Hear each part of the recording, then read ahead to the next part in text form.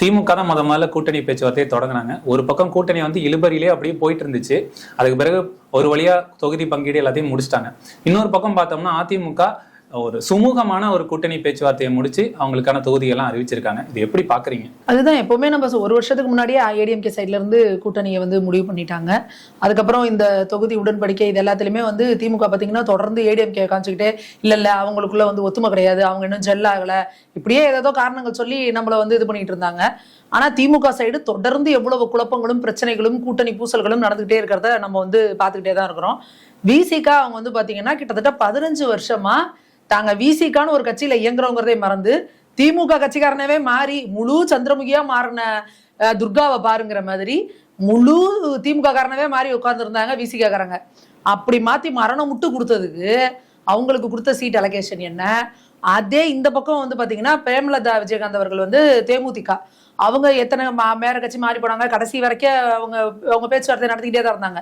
ஆனா அவங்களுக்கு விசிகாவை விட சீட்டு கூட கொடுத்துருக்காங்க. அது இல்லாம ஒரு ராஜ்யசபா சீட்டு அப்படிங்கறத வந்து இருந்தாலும் ஒரு 6 சீட்டு முன்னாடி கொடுத்துருந்தாங்க விசிகாவுக்கு. இப்ப 2 சீட் கூடுதலா கொடுத்து 8 தானே மேம் கொடுத்துருக்காங்க. நீங்க தேமுதிகவோட எவ்வளவுன்றத பாக்கணும். விசிகாவோட ஓட் பெர்சன்டேஜ் என்ன, இவங்களோட ஓட் ஷேரிங் என்ன, அந்த பெர்சன்டேஜ் என்னங்கிறத நம்ம பார்க்கணும். தேமுதிக வந்து 0.48 1/2% வச்சுக்கோங்க, 1/2% ஓட்டு தான் வச்சிருக்கிறவங்க. அப்படி இருக்கிறப்போ அவங்களுக்கு எதற்காக திமுக இவ்வளவு இம்பார்ட்டன்ஸ் கொடுக்குதுன்னா அதுக்கு காரணம் திருமாவளவன் அவர்கள் தான். தன்னோட விசிகா கட்சிய எங்களுக்குன்னு ஒரு கொள்கை இருக்கு, எங்களுக்குன்னு ஒரு சித்தாந்தம் இருக்கு, என்ன நம்பி எனக்கு பின்னாடி இருக்கிற என்னோட பட்டியலின மக்களுக்காகவும் அந்த இளைஞர்களுக்காகவும் நான் நிற்பேன் அப்படின்னு அவர் ஸ்ட்ராங்கா நிக்காததோட விளைவு என்னாச்சுன்னா அவருக்கு கீழே இருக்க இளைஞர்கள்லாம் செதறி போயிட்டாங்க. அவர்களோட இளைஞர்கள்லாம் பாதி பேர் வந்து கொஞ்சம் பேர் பாஜகவுக்கு வர்றது, கொஞ்சம் பேர் தாவேகாவுக்கு வர்றது, அந்த மாதிரி பிரிஞ்சு போயிட்டாங்க. அப்ப என்ன ஆகும், ஆட்டோமேட்டிக்கா அவரோட ஓட்டு பர்சன்டேஜ் குறையுது. அப்ப அந்த டேட்டாலாம் எடுத்து வச்சு காமிச்சு பாருங்க அவங்களுக்கு முன்ன மாதிரி ஓட்டுது இல்ல, இப்ப குறைஞ்சிருக்கு அப்படின்றத காமிச்சுதான் திமுக வந்து அவங்கள்ட்ட இந்த மாதிரி பேசுறாங்க. அதுக்கு காரணம் என்ன? அப்ப திருமாவளவன் அவர்கள் மேல இருந்த நம்பிக்கை போயிருச்சு தானே அவங்களுக்கு பின்னாடி இருந்தவங்களுக்கு. நீங்க என்ன சொன்னீங்க, நான் தான் பட்டியலின மக்களோட பிரதிநிதி நான். ஆனா இன்னைக்கு டிவி டிபேட்ல பேசுறவங்க என்ன சொல்றாங்க, நாங்க பட்டியலின மக்களுக்கு மட்டும் பேசணும், எங்களையும் அப்படி குறுகுண வட்டத்துக்குள்ள அடக்குறீங்க, நாங்க எல்லாத்துக்கும் பேசுவோம். எல்லாத்துக்கும் பேசுங்க, சந்தோஷம். ஆனா நான் தான் ஒரு பட்டியலின மக்களுக்கான ஒரு தலைவன், பட்டியலினத்திலிருந்து வந்த ஒரு தலைவன் அப்படின்னு நீங்க அடையாளப்படுத்திக்கிட்டு, ஆனா நீங்க என்ன சொல்றீங்க, தமிழ்நாட்டுல ஒரு பட்டியலினத்தை சேர்ந்தவங்க முதல்வர் ஆயிட முடியுமா? நீங்க முதல்வர் ஆகிறத விடுங்க, திமுக பட்டியலினத்தை சேர்ந்தவங்க ஒரு தலைவர் ஆயிட முடியுமா? கட்சி தலைவராக முடியுமா? பொதுச் செயலாளராக முடியுமா? என்ன கொண்டு வரீங்க நீங்க? ராசா அவர்களுக்கு வந்து உதயநிதியை விட ராசா அவர்களுக்கு வந்து தகுதியில குறைஞ்சவரா? ஏன் நீங்க அடுத்து அவரை வந்து துணை முதல்வராக்கல? ஏன் நீங்க அடுத்து அவருக்கு வந்து ஒரு அது கொடுக்கல? நீங்க இப்படிதான் நீங்க இருக்கீங்க. அப்போ நீங்க திமுகங்கிறத அந்த கட்சிக்குன்னு ஒரு சித்தாந்தம், அது எப்பவுமே எப்படி ஒரு ஆதிக்கம் மிகுந்த கட்சியெல்லாம் பாக்குறோம். நீங்க வெளியில வந்து நின்றுகிட்டு ஆதிக்க சக்திகள் அடக்குமுறை, யார் அடக்குமுறை பண்றா? யார் ஆதிக்க சக்திகள்? யார் இங்க ஆட்சி நடத்துறா? யார் கூட கூட்டணியில நிக்கிறீங்க? இவங்களே போராடி தான் தொகுதியில வாங்கணுங்கிற மாதிரி சொல்லி அப்பதான் கேக்குறோம், உங்களுக்கான அங்கீகாரம் இல்லாத இடத்துல உங்களோட சுயமரியாதையை இழந்து நின்றுட்டு நான் உங்களோட மரியாதையை காப்பாத்துவேன்னு சொன்னா உங்களுக்கு கீழே இருக்க இளைஞன் உங்களை நம்புவானா? எத்தனை பட்டியலின மக்கள் மீதான தாக்குதல்கள் இந்த முறை திமுக ஆட்சியில நடந்தது. ஒரு பட்டியலின விவசாயி படுகொலையானாரு. அந்த குழந்தை, அவங்க வீட்டு பொண்ணு, 23 வயசு பொண்ணு, எங்க அப்பாவை கொண்டவனை இன்ன வரைக்கும் கண்டுபிடிக்க முடியலன்னு சொல்லி எனக்கு தான் இருக்கு, எங்க அப்பா போச்சாரத்திலே புதைங்கன்னு எழுதி வச்சு அந்த பொண்ணு தற்கொலை பண்ணிக்கிச்சு. என்ன திமுக திருமாவளவன் அவர்கள் வந்து ஏதாவது அறிக்கை விட்டாரா? ஆர்ப்பாட்டம் பண்ணாரா? திமுக ஏதாவது வருத்தம் தெரிவிச்சாங்களா? அப்போ பட்டியலின உயிர்கள்லாம் உயிர் இல்லையா? பட்டியலின மக்கள்லாம் மக்கள் இல்லையா? அப்ப இந்த தமிழகத்தோட பூர்வ குடிகளா இருந்தவங்கள நீங்க இன்னைக்கு என்ன மாதிரி நடத்துறீங்க? என்ன மாதிரி மரியாதை கொடுக்குறீங்க? திமுக காரங்க தொடர்ந்து பட்டியலின மக்களை எப்படி இழிவுபடுத்துறீங்க?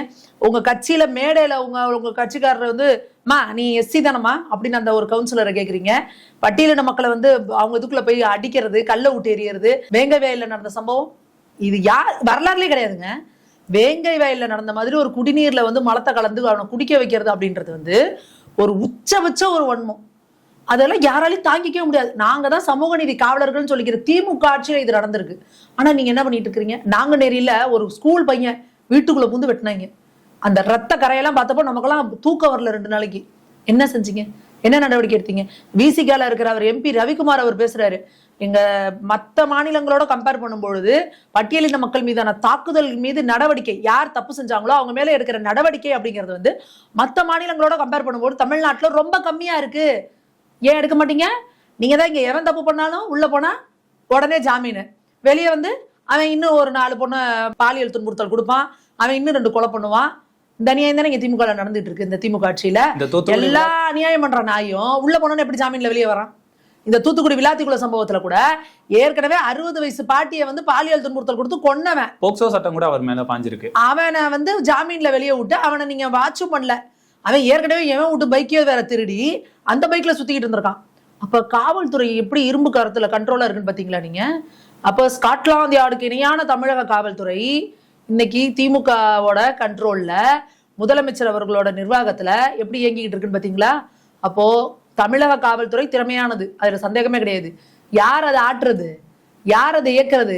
எங்க போய் அவனையாவது கைது பண்ணாலும் அப்பா அவன் வட்ட செயலாளர் சொந்தக்காரன் விட்டுரு, அவன் சதுர செயலாளர் சொந்தக்காரன் விட்டுரு, இவன் சந்த செயலாளர், இவன் பொந்து செயலாளர்னு யாராவது ஒருத்தர் போன் பண்ணி அக்யூஸ்டுங்க அத்தனை பேரும் ஒண்ணு திமுக காரனா இருக்கிறான், நான் திமுக காரங்களும் சொந்தக்காரனா இருக்கிறான். காவல்துறை என்ன நடவடிக்கை எடுக்கும்? காவல்துறையில இருக்கிறவங்களுக்கே இன்னைக்கு பாதுகாப்பு இல்லையே. காவல்துறையில இருக்க மகளிருக்கே பாதுகாப்பு இல்ல. கனிமொழி அக்கா அவர்களும் தமிழச்சி தங்கமணின்னு இருக்கிற மேடையில, அந்த பொதுக்கூட்ட மேடையில மாநாட்டுல அந்த காவல்துறையில இருந்த ஒரு பெண்ணுக்கு வந்து பாலியல் சிட்டல் கொடுக்குறானுங்க திமுக காரங்க. உடனே இவங்க என்ன பண்றாங்க, கூப்பிட்டு பிரஷர் போட்டு அந்த கம்ப்ளைண்ட்டை வாபஸ் வாங்க வைக்கிறாங்க. அப்ப யோசிச்சு பாருங்க, இங்க எவன் தப்பு செஞ்சாலும் நடவடிக்கை எடுப்பேன்னு சொன்னா சட்டம் ஒழுங்கு ஒழுங்கா இருக்குமா? எவன் தப்பு செஞ்சாலும் என் கட்சிக்காரனா தான் நான் காப்பாத்துவேன் இருந்தா சட்டம் ஒழுங்கு ஒழுங்கா இருக்குமா?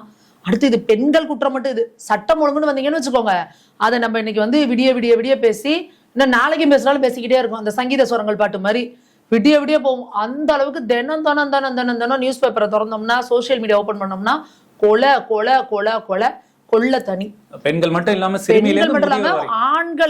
ஆண்கள்ல இருந்து இந்த இன்னைக்கு அண்ணாமலை அவர்கள் ஒரு பதிவு போட்டிருக்கிறாரு. இந்த சென்னையோட அவுட்டர் ஏரியால வந்து அப்படியே ரோட்ல வச்சு அவ்வளவு பேர் இருக்கிறாங்க, ஒருத்தனை கல்ல தூக்கி போட்டு அப்படியே அடிச்சு கொள்றானுங்க. கஞ்சா போதையில இருக்கான், அவனை பார்த்தாலே தெரியுது. அப்போ இப்படி சர்வசாதாரணமா கஞ்சா புழக்கம், போதை புழக்கம், மெத்து, போதை ஊசி, இதோட விளைவு அவனுக்கு என்ன பண்றோன்னு தெரியல. நம்மள எல்லா சுத்திலும் வீடியோ எடுக்கிறானுங்க, சிசிடிவி இருக்கு, அவனுக்கு எந்த பயமும் இல்ல. போலீஸ்காரனை எதுக்குறான், போலீஸ்காரங்களை அடிக்கிறான். ஏன்னா அவன் உள்ள போட்டிருக்க போதை அப்படி. ஒழிச்சுக்கிட்டு தானே இருக்கான்னு சொல்றாங்க மேம் திமுக ஆட்சியில கஞ்சா எல்லாத்தையுமே. எப்படிப்பா, ஏன்பா 2021 அப்புறம் இவ்வளவு அதிகமாச்சு? 2021 முன்னாடி வரைக்கும் இவ்வளவு கஞ்சா இதெல்லாம் இல்லையேப்பா. அதுவும் நீங்க அந்த கோவிட் டைம்ல பாருங்க, கிட்டத்தட்ட ஒரு 2 வருஷம் லாக்டவுன். 2020 இருந்து அந்த 21 எண்டு வரைக்குமே 21ல ஃபுல்லா ஒரு 1.5 வருஷம் பூட்டி கிடக்கு. டாஸ்மாக் கடை கிடையாது. அப்ப கூட இவனும் போய் இந்த கலாச்சாரத்தை இந்த மாதிரி வாங்கி குடிக்கல, இந்த மாதிரி கஞ்சாவை போடல, இது பண்ணல. அப்ப கூட எல்லாரும் ஒழுங்கா வீட்டுல உட்காந்துருந்தாங்க. திமுக ஆட்சிக்கு வந்ததுக்கு அப்புறம் எப்படி இவ்வளோ கஞ்சா வந்து உள்ள அதிகமாகுது? எப்படி இந்த மெத்துங்கிற ட்ரக்கு, கஞ்சா முட்டாய் ஸ்கூல் வாசல்ல கலர் கலரா ஆரஞ்சு மிட்டாய்ங்கிறான், பச்சை மிட்டாய்ங்கிறான், சிவப்பு மிட்டாய்ங்கிறான். பயமா இருக்கு நம்ம பிள்ளைங்களை ஸ்கூலுக்கு அனுப்புறதுக்கு. பொம்பளை பிள்ளைங்கலாம் இன்னைக்கு போதைக்கு அடிமையாயிருக்கு. ஒரு 14 வயசு பொம்பளை பிள்ளை கஞ்சா போதையில போலீஸ்ல வாக்குமூலம் கொடுக்குது, பாத்தீங்களா? அந்த வீடியோ பாத்தீங்களா? சல்லம்புது. போலீஸ் ஸ்டேஷனே 2ஆக்குது. 14 வயசு குழந்தை, பொம்பளை குழந்தை கஞ்சா எடுத்திருக்கு, கஞ்சா போதையில பகல்ல உட்காந்து பேசுது. யோசிச்சு பாருங்க, என்ன மாதிரி ஒரு தலைமுறையை நாசம் பண்ணி கொண்டு போயிட்டு இருக்குது இந்த திமுக. 5 வருஷம் நம்ம நினைக்கிறோம், மக்கள் நினைக்கிறாங்க ஒரு ஓட்டு தானே, அவங்க 5 வருஷம் ஆண்டுட்டாங்க, அடுத்து இவங்களுக்கு போடுவோம், இவங்க ஆண்டுட்டாங்க அடுத்த, அப்படின்னு நீங்க நினைக்கிறீங்க. ஒரு இந்த திமுகவுக்கு ஓட்டு போடுறதுனால நமக்கு என்ன பிரச்சனை, நமக்கு எப்படி வாழ்க்கையே கேள்விக்குறியாகுது, நம்ம குழந்தைகளோட எதிர்காலம் என்ன ஆகுறது? இப்ப இன்னைக்கு ஹையர் எஜுகேஷன்ல பாருங்க, டிராப் அவுட்ஸ். ஹையர் எஜுகேஷன்ல பாதியில நின்று போனவன் மட்டும் 8%, அதாவது 100க்கு 9 பேர் வர்றதில்லை ஸ்கூலுக்கு. அப்போ 100க்கு 10 பேர்னு வை, 100க்கு 10 பேருனா அப்ப கோடிக்கு எத்தனை பேர்? அப்ப அத்தனை கிட்டத்தட்ட லட்சக்கணக்கான இளைஞர்கள் ஹையர் எஜுகேஷன்ல நின்றுட்டான். 11வது 12வதுக்கு வரல. அதுக்கப்புறம் அவன் தலையில தன்னாவும் ஒன்னு எங்கேயாவது கூலி வேலைக்கு போவான், இல்ல எங்கேயாவது ரவுடித்தனம் பண்றதுக்கு காசை கொடுத்து அவனை கூட்டிட்டு போயிருவானுங்க, இல்ல இந்த கூலிப்படலாம் இருக்குல்ல அது கொண்டு போவானுங்க, இல்ல இந்த கஞ்சா கடத்துறது, இந்த மாதிரி இதுக்கு. ஒழுங்கா படிச்சிருந்தா அந்த பிள்ளை என்ன இருக்கும்? படிச்சு ஒரு நல்ல உத்தியோகத்துக்கு வந்து ஒரு எதிர்காலம். அப்ப நீங்க யோசிச்சு பாருங்க, ஒரு தலைமுறை, ஒரு 10,000 இளைஞர்கள், நான் லட்சத்துக்குலாம் போல, வெறும் 10,000 இளைஞர்கள், 10,000 இளைஞர்களோட வாழ்க்கை அன்னைக்கு இப்படி ஆச்சுன்னா தமிழ்நாட்டோட நிலைமையை யோசிச்சு பாருங்க. 10,000 ரவுடிகள், ஒரு 10,000 மாஃபியால சேர்றவன், இல்ல 10,000 ஏதாவது கூலிப்படையில இருக்கிறவன், இந்த மாதிரி இருந்தா விவேகானந்தர் என்ன சொன்னாரு? 100 இளைஞர்களை கொடுங்க, நான் அந்த நாட்டையே மாத்துறேன்னாரு. அப்ப 10,000 இளைஞர்கள்னா நான் சொல்றது கம்மி. அப்போ நம்ம திமுகவுக்கு ஓட்டு போடுறதுக்கு முன்னாடி ஒவ்வொரு பெண்களும் வீட்டுல யோசிக்கணும், நம்ம வீட்டுல இருக்க பிள்ளையோட எதிர்காலம் என்ன, நம்மளோட பெண் குழந்தையோட எதிர்காலம் என்னன்னு ஒவ்வொரு ஆண்களும் யோசிக்கணும். நம்ம வீட்டுல இருக்க பெண்கள் பாதுகாப்பா இருக்கணும்னா திமுகவுக்கு ஓட்டு போடலாமான்னு அந்த யோசனையே இல்லை. அப்படிங்கிறது தான் இன்னைக்கு வந்து நமக்கு வந்து இந்த 5 வருஷம் நம்ம இன்னைக்கு அனுபவிக்கிற வேதனையோட விளைவு, யோசிக்காம நம்ம போட்ட ஓட்டோட விளைவு. தமிழகத்துல பாஜக வந்துடக்கூடாது அப்படிங்கிற ஒரு நோக்கோட தான் இவ்வளவு இழுபறிகளுக்கிடையும் நான் வந்து திமுக கூட்டணி வச்சிருக்கேன் அப்படிங்கிற மாதிரி திருமாவளவன் சொல்லியிருக்காரு. இது ஒரு பக்கம் இருந்தாலும் இன்னொரு பக்கம் புதுச்சேரியில பார்க்கும்போது பாஜக உள்ள வந்துரும்னு நாங்க தெருவுக்கு வந்தாலும் பரவாயில்ல, நீங்க தெருவுக்கு வந்துட்டீங்க, நாங்க தெருவுக்கு வந்தாலும் பரவாயில்ல, பாஜக வந்துடக்கூடாது அப்படிங்கிற அந்த ஒரு பெரிய தியாக செம்மல் இருக்கிறாரு பாருங்க. அதை நாங்க ரொம்ப பாராட்டுறோம். இன்னொன்னு, திருமாவளவன் அவர்கள் வந்து ஒன்றும் விஷயம் தெரியாதவர் கிடையாது.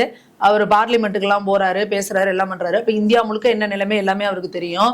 பட்டியலின மக்கள் பெரும்பான்மையா இருக்கக்கூடிய நார்த் சைட்ல எல்லாம் வந்து எப்படி பாஜகவுக்கு திரும்ப திரும்ப ஓட்டு போடுறாங்க, எப்படி வந்து இஸ்லாமியர்கள் அதிகம் வகிக்கிற மாநிலங்கள்ல கூட வந்து பாஜக திரும்ப திரும்ப ஜெயிக்குது, கிறிஸ்தவர்கள் அதிகம் இருக்கிற மாநிலங்கள்ல கூட பாஜக திரும்ப திரும்ப ஜெயிக்குதுன்னா அங்க அவங்க ஒடுக்கப்பட்டா, நசுக்கப்பட்டா, அவங்க வந்து ஜாதி ரீதியான தாக்குதல்களோ மத ரீதியான தாக்குதல்களோ அவங்களுக்கு ஏற்பட்டா அந்த மக்கள் தேர்ந்தெடுக்கிறதுக்கு அவங்க முட்டாள்களா? அப்ப எதற்காக தமிழக மக்களை பொய் சொல்லி நீங்க ஏமாத்துறீங்க? ஜாதிய மோதல் தமிழ்நாட்டுக்குள்ள நடக்குதுன்னா அதுக்கு காரணம் திமுகவா இல்ல பிஜேபியா? நீங்க எப்படி வந்து சாதிய மோதல்களும் மத மோதல்களும் நடக்கக்கூடாதுங்கிறதுக்காக நாங்க வந்து சொல்றீங்களே, சொல்றப்ப உங்களுக்கு அப்படியே மனசு உறுத்தல, கூச்சமா இல்ல உங்களுக்கு? மத மோதல்கள் இதுக்கு முன்னாடி காங்கிரஸ் ஆட்சி காலத்துல இங்க எத்தனை மத கலவரம் நடந்துச்சு இந்தியால?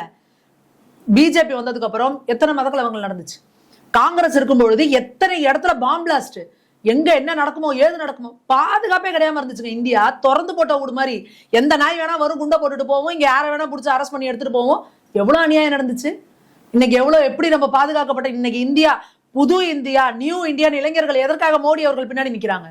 இளைஞர்களுக்கு தேவை ஒரு பாதுகாப்பான இந்தியா. என் தேசத்து மேல எவனு கை வச்சுன்னா விடமாட்டோம் நீ சும்மான்றதான் இளைஞர்கள் விரும்புறாங்க. இன்னைக்கு இருக்க யங்ஸ்டர்ஸ் போய் மோடிக்கு எதிராக பேச சொல்லுங்க பாப்போம். இந்த திமுகவோட பாச்சாலாம் வந்து இளைஞர்கள்கிட்ட பலிக்காது. இளைஞர்கள் தெளிவா இருக்கிறாங்க, என் தேசம் பாதுகாப்பா இருக்கணும், இப்படிதான் இருக்கணும். நீ என் தேசத்துக்கு எதிராக பேசுறன்னா கிளம்புங்கிறாங்க. நீ இன்னும் தாத்தா காலத்து திமுக மாதிரியே உட்காந்துட்டு வடக்கு வாழ்கிறது தெற்கு தேய்கிறது இப்படின்னு நீங்க பிரிவினைவாதம் பேசிக்கிட்டே உட்காந்துருந்தீங்கன்னா அதற்கு இந்த 2026 இருக்கிற இளைஞர்கள் தயாரா இல்ல. திமுக அவ்வளவுதான் ஏஜ் ஆயிட்டே போகுது. திமுக இருக்கிற அந்த ஓல்டுல இருக்கிறவங்க எல்லாம் ஓல்ட் ஆயிட்டே போறாங்க. அது மாதிரி ஒரு 60 வயசுக்கு மேல இருக்கிறவங்க தான் திமுகவுக்கு. யங்ஸ்டர்ஸ் யாருமே திமுகவுக்கு ஓட்டு போட தயாராவே கிடையாது. திமுகவுல இளைஞரணிலே யார் இருக்காங்கன்னு பாத்தீங்களா இல்லையா? எல்லாம் 60 வயசுக்கு மேல இருக்கிறவங்க பேரு இளைஞரணி. மாணவர் அணி எல்லாம் பாத்தீங்கன்னா 45-50 வயசுல இருக்கிறவங்க தான் மாணவர்கள் அவங்களுக்கு. அப்ப அந்த வயசுக்கு கீழே இருக்கிறவங்க எல்லாம் வந்து திமுகவுக்கு ஓட்டளிக்க தயாராவே கிடையாது.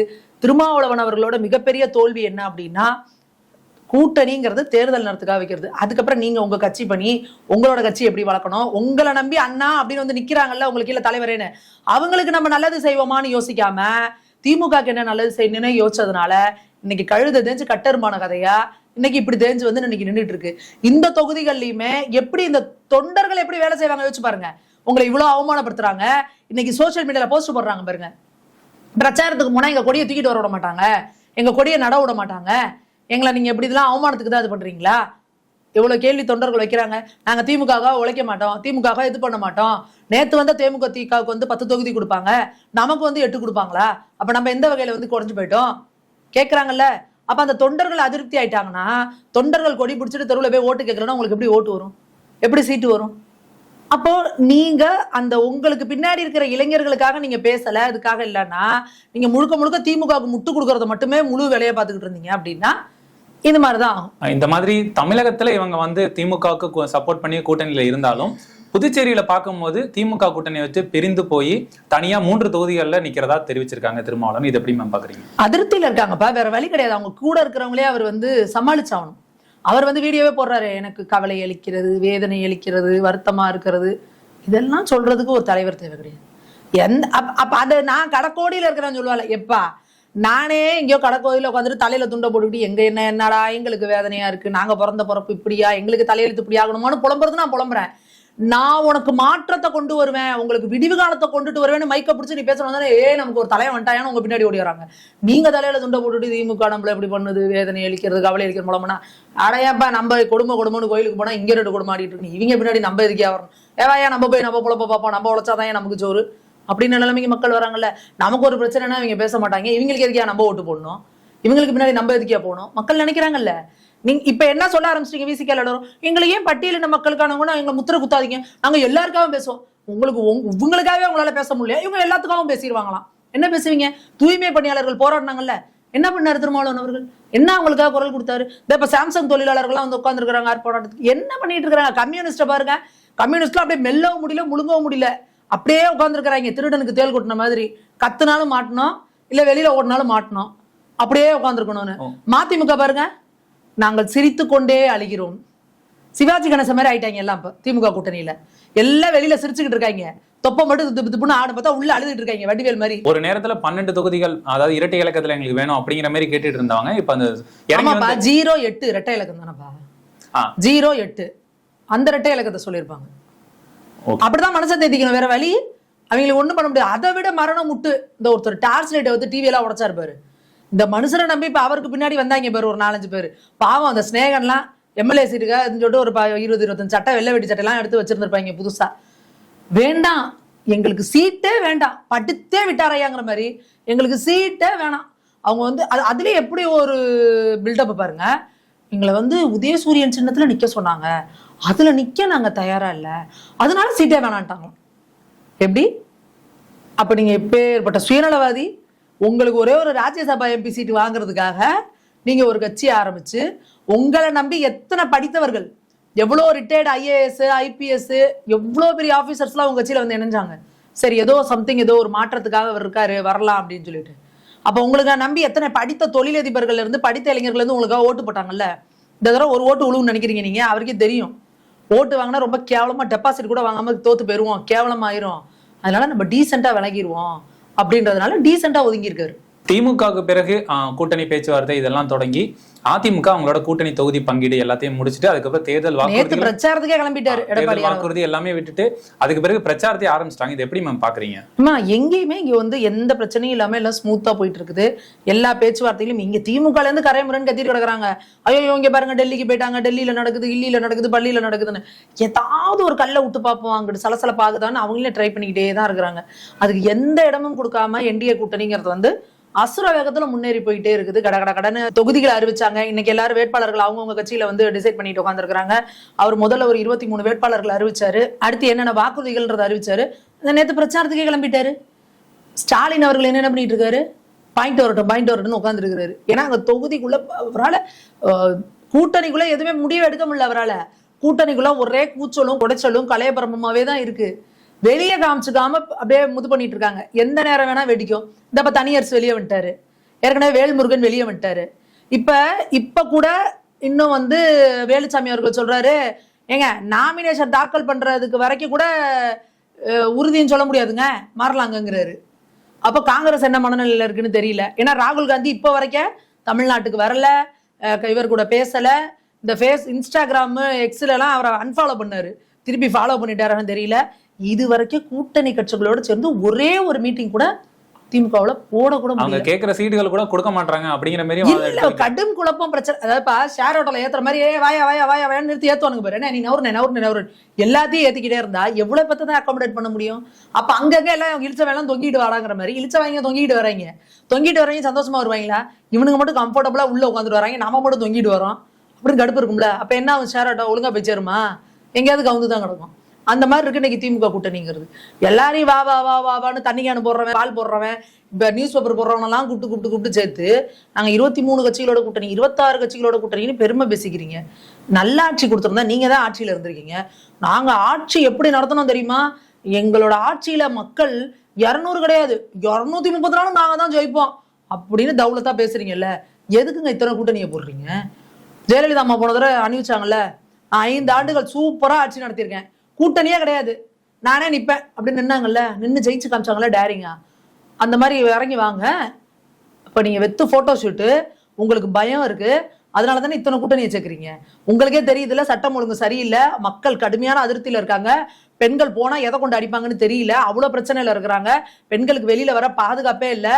அதுல நம்ம கூட இருக்க சில அல்ல கைகள் வேற வாயை வச்சுக்கிட்டு சும்மா இருக்க முடியாம எதையாவது கண்டதை பேசி அவங்களை இன்னும் கடுப்பேற்றி கொடுத்துங்க அப்படின்னு ஸ்டாலின் அவர்களுக்கே தெரியுது.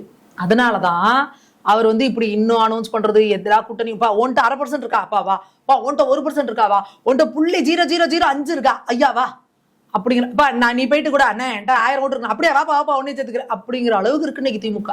100 ஓட்டு இருக்க 1000 ஓட்டு இருக்கவங்களாம் கூட சேர்த்துக்கிட்டு அந்த அளவுக்கு உங்களுக்கே வந்து ஆட்சி மேல நம்பிக்கை இல்லை. மக்கள் கண்டிப்பா ஓட்டு போட மாட்டாங்கன்னு உங்களுக்கு தெரிஞ்சிருச்சு. அப்ப எப்படி இந்த வாக்குகளை கன்சாலிடேட் பண்ணலாம், எப்படி கூட்டணியை வைக்கலாம் அப்படின்னு இப்ப வரைக்கும் மண்டையை பிச்சுக்கிட்டு இருக்கிறாங்க. தேர்தலுக்கு ஓட்டு கேட்டு இன்னும் ஊருக்குள்ள போறதே பெரிய கேள்விக்குறியா இருக்கு திமுக. எங்களோட இணைந்து பல்வேறு கருத்துக்களை பகிர்ந்ததுக்கு நன்றி. நன்றி.